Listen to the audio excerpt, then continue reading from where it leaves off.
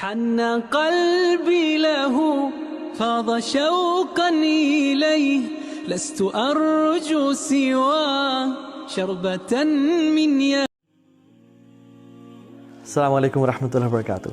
Welcome to the second episode of Sunnah Revivals with Taha ibn Jalil.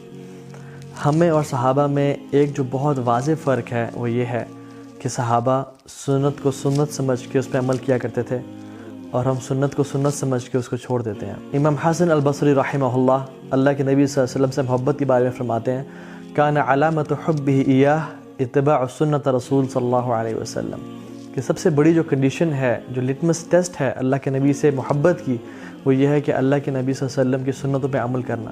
We all claim to love the Prophet صلی اللہ علیہ وسلم but ہمیں دیکھنا یہ چاہیے کہ ہم میں سے کون کتنا زیادہ ان کی سنتوں پہ عمل کرتا ہے. تو آج ہم لوگ ایک ایسی سنت پہ بات کریں گے جو کہ ہم میں سے اکثریت اس پہ عمل نہیں کرتی یا اکثریت کو ہم میں سے اس کا علم ہی نہیں ہے. And that sunnah is to have a dedicated place in your home for musalla or a masjid. اپنے گھر میں ایک ایسا پورشن ریزرو کر لینا فار جسٹ پریئنگ صلاح اور اللہ تعالیٰ کا ذکر اور قرآن کی تلاوت کرنے کے لیے. صحیح بخاری کی روایت ہے کہ اتبان بن مالک رضی اللہ تعالیٰ عنہ یہ انصاری صحابی ہیں اور یہ بدر میں بھی شریک ہوئے تھے تو یہ بدری صحابی بھی ہیں. اللہ کے نبی کے پاس آئے اور کہا کہ رسول اللہ میری آئی سائٹ بہت ویک ہو چکی ہے اور میں اپنے قوم اور قبیلے کے لوگوں کو نماز باجماعت کرواتا ہوں لیکن جب بارش ہوتی ہے تو ویلی کے اندر پانی اتنا بہنے شروع ہو جاتا ہے کہ میرا مسجد کی طرف جانا ممکن نہیں ہو پاتا کیونکہ the Masjid is across the valley میں وہاں جا نہیں پاتا. تو آپ کائنڈلی میرے گھر آئیں اور میرے گھر میں نماز پڑھیں تاکہ میں اس جگہ کو اپنے لیے مصلی بنا لوں. تو اللہ کے نبی صلی اللہ علیہ وسلم فرمایا کہ انشاءاللہ میں آؤں گا. اگلے دن جب سورج چڑھ گیا تو اللہ کے نبی صلی اللہ علیہ وسلم ابو بکر صدیق کے ساتھ روانہ ہوئے اور اتبان بن مالک رضی اللہ تعالیٰ عنہ کے گھر گئے اور اجازت لی آنے کی. تو انہوں نے فرمایا کہ رسول اللہ آپ آ جائیں اور جب انٹر ہوئے تو کہا بیٹھے نہیں بلکہ کہا کہ اے اتبان کہاں چاہتے ہو میں نماز پڑھوں. تو اتبان بن مالک نے اشارہ کیا رسول اللہ اس جگہ پہ. تو فرمایا اللہ اکبر اور جا کے اس جگہ پہ اللہ کے نبی صلی اللہ علیہ وسلم نے نماز پڑھائی. ابو بکر صدیق اور اتبان بن مالک ان کے پیچھے کھڑے تھے. 2 رکعتیں پڑھائیں اور سلام پھیرنے کے بعد انہی صحابی نے آپ صلی اللہ علیہ وسلم کو کھانے کی ڈش سرو کی جس کا نام تھا خاضرہ اور اس کے بعد سے اس جگہ کو اپنے لیے مصلی مقرر کر لیا. ابن ماجہ کی حدیث میں ایک اور نابینا صحابی ہیں جن کے متعلق تقریباً سیم ہی روایت آتی ہے.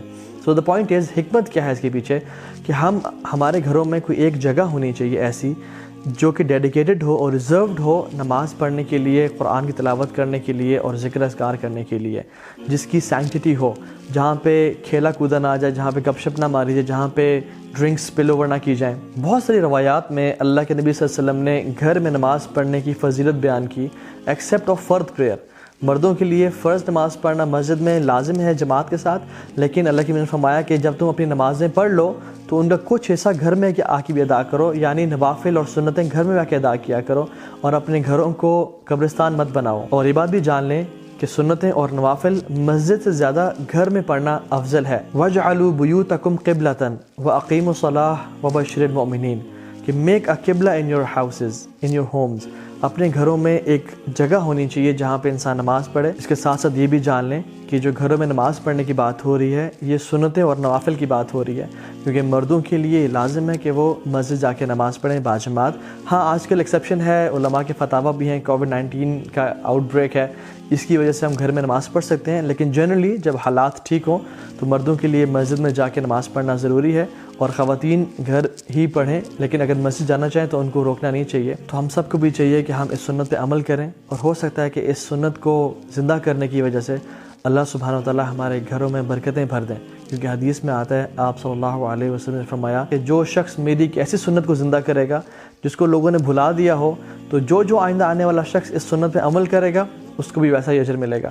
تو ہم سب کو چاہیے کہ اس سنت کو اپنے گھروں میں زندہ کریں لوگوں کو بتائیں اس میسج کو شیئر کریں لوگوں کے ساتھ تاکہ اس سنت کو بھی زندہ کیا جا سکے اور شاید یہ آپ کی اور میری نجات کا باعث بن جائے. بارک اللہ لی ولکم. السلام علیکم ورحمۃ اللہ وبرکاتہ.